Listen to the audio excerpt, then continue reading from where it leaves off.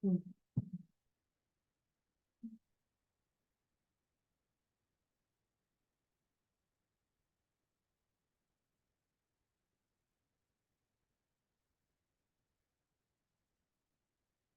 evening, everyone. My name is Evelina Grace. Today, I will present a research paper titled Engineering Marine Fungi for Conversion of Digalactonic Acid to Mucic Acid. This will be the content for today's presentation. This is the paper that I will present. This paper was published on Microbial Cell Factories Journal. Marine-derived fungi are particularly high potential for supply of bioactive compounds, but also supplying novel enzyme for or functioning as whole biocatalysis. They also have ability to tolerate high salt concentrations that may be beneficial in the production of other metabolites like platform chemicals. Diverse marine fungi also have been observed of carbohydrate utilization, and many of them could grow both on digalactonic acid and pectin. Mucic acid was selected as the chemical to be produced in this product. As a chemical, mucic acid has current application in some skincare products. It also has function as a chelator and has potential use as a precursor for polymer synthesis. It can be reduced to adipic acid, a precursor for nylon, and can be converted for FDCA that can be a substitute for a fossil-based terephthalic acid in the production of polyester and other polymers. Biotechnologically, mucic acid is produced from digalactonic acid, which is derived from pectin, that can be obtained from waste material like citrus and sugar beet pulp. However, the conversion of digalactonic acid to mucic acid utilizes the activity of UDH, that is an enzyme present in some bacteria. Different microbes have been engineered for the conversion of digalactonic acid to mucic acid by introducing the bacterial UDH genes to these microorganisms. UDH needs NAD+ as a cofactor, and provision of co-substrates such as glucose and lactose has been shown to improve mucic acid production. Moreover, the endogenous pathway for digalactonic acid metabolism needs to be inactivated. In the fungi, there is 3 enzyme pathway for digalactonic acid utilization, and the deletion of the first enzyme of the pathway, digalacturonate reductase, is sufficient to shut down the whole pathway. Among filamentous fungi, 2 different digalacturonate reductase encoding genes GAR1 and GAR2, either or both, may be responsible for digalacturonate reductase activity. Moreover, in this study, because no information was available about gene expression and regulation in the selected marine fungi, a recently developed synthetic expression system, or SES, was used to express the UDH. The system is composed of 2 expression cassettes. The first cassette expresses the synthetic transcription factor, or STF, at a constitutive low level using a yeast-derived core promoter that has been validated for a variety of organisms. The second cassette expresses the target gene under an STF-controlled synthetic promoter.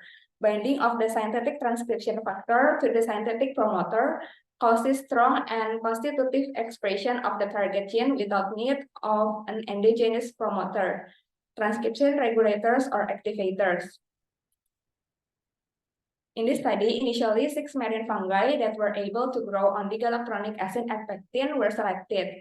However, Trichoderma LF328 and Coniochaeta MF729 were the only fungi out of the 6 from which the digalactonic acid reductase gene could be identified. The ability to grow on pectin as well as digalactonic acid suggested that these strains secreted pectinases as well as having good uptake of digalactonic acid. These marine fungi also grow well at low pH, which are good for mucic acid production.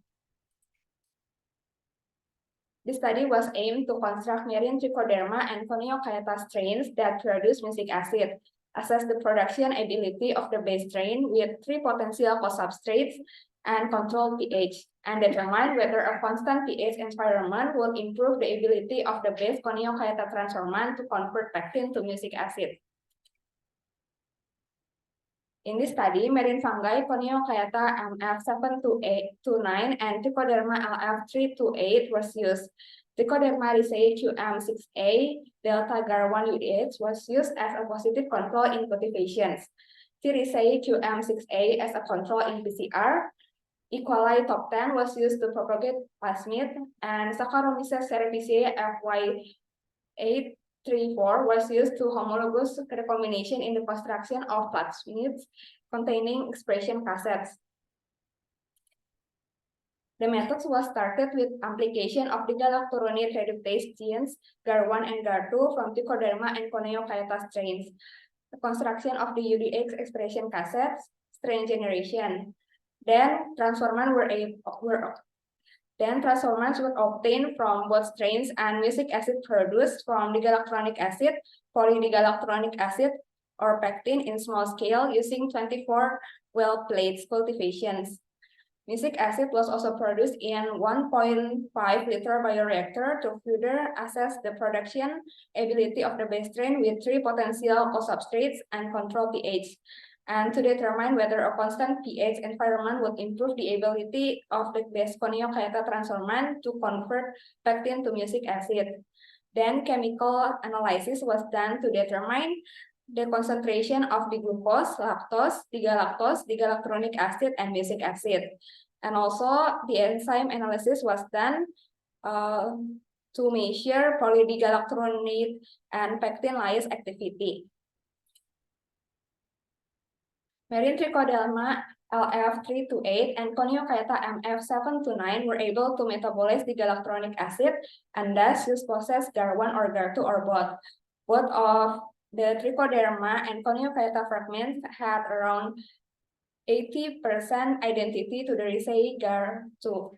In comparison, the Trichoderma and Coniochaeta fragments had only around 50% sequence identity to the rizae GAR1. Based on the results, GAR2 was the only gene to be deleted in order to destroy the endogenous digalactronic acid pathway in these two marine strains. The GAR2 sequences obtained for Trichoderma and Coniochaeta were used to design the protospacer for CRISPR-Cas9 used in gene modification of the strains.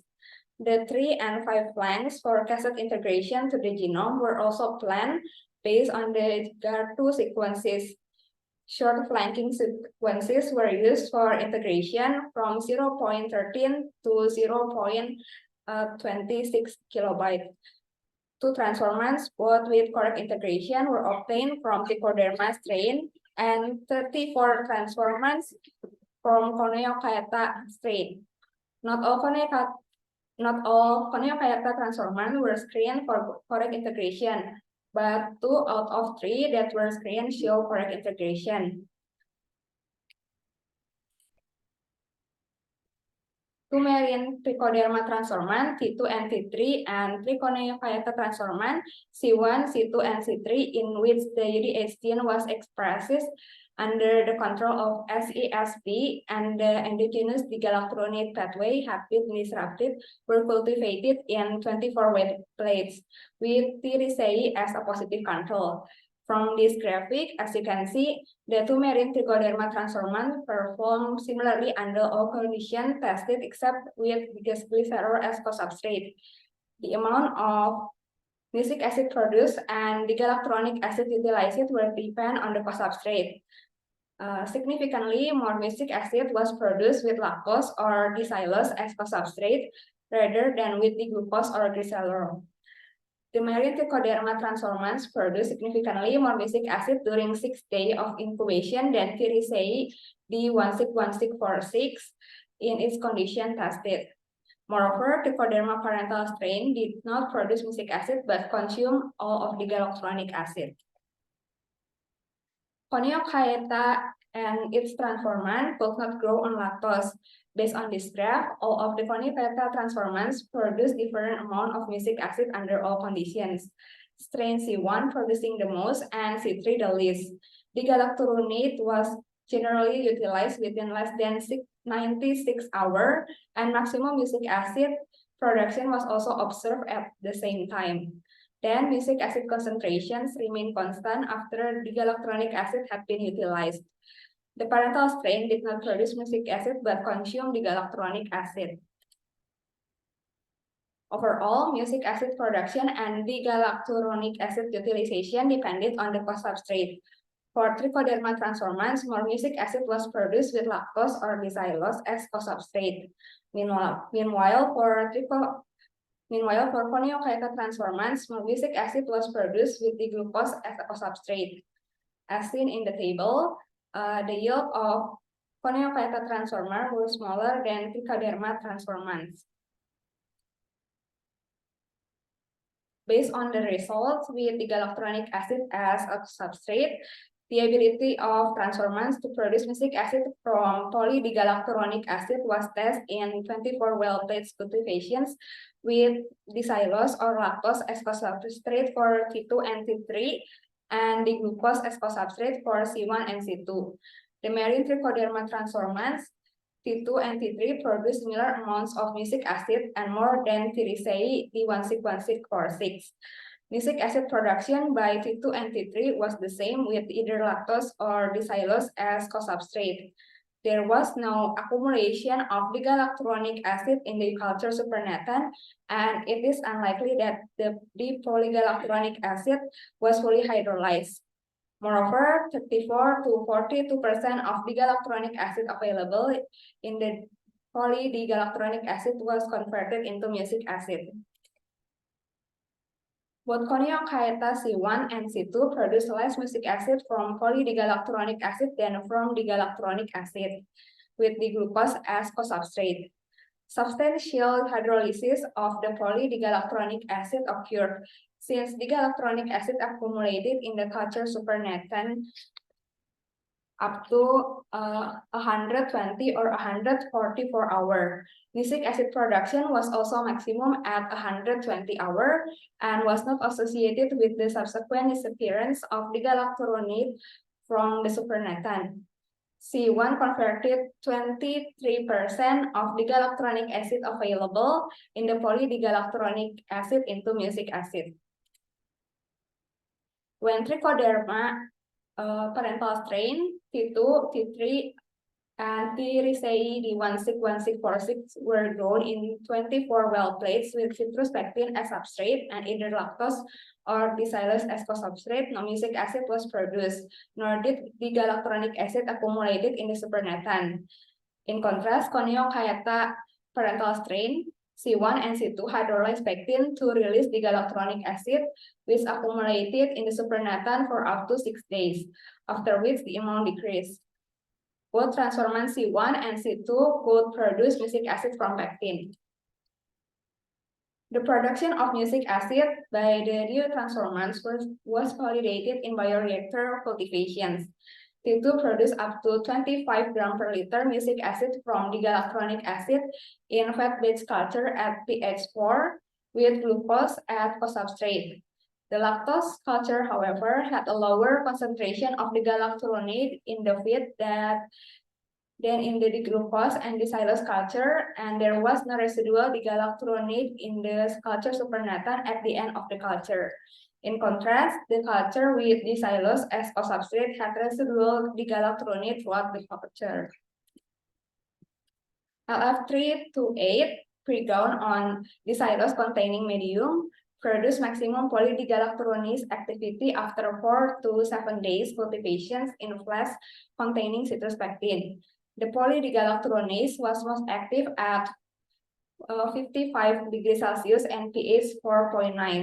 Activity was lost within less than 15 minutes when incubated at 50 or 55 degrees Celsius, but was stable for more than an hour when incubated at 40 degrees Celsius. No pectin lyase or pectate lyase activity was observed. And no pectin lyase, pectate lyase, or polydigalacturonase activity was measured from MF7 to 9 cultures pre-grown on dixylose and incubated with citrus pectin.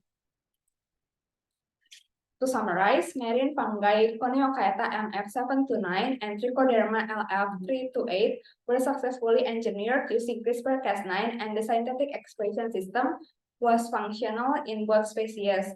Coniochaeta transformants could produce mucic acid directly from pectin, but the metabolism of the galacturonic acid was not completely disrupted, resulting in low mucic acid production.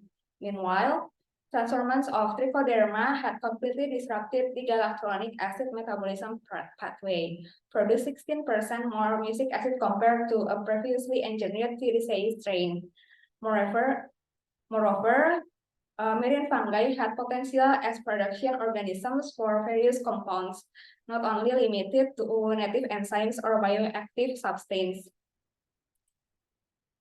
This is the other study about scaling up and scaling down the production of galacturonic acid or mucic acid from pectin using Viridaceae. This is the reference that I use. Thank you for listening to my presentation.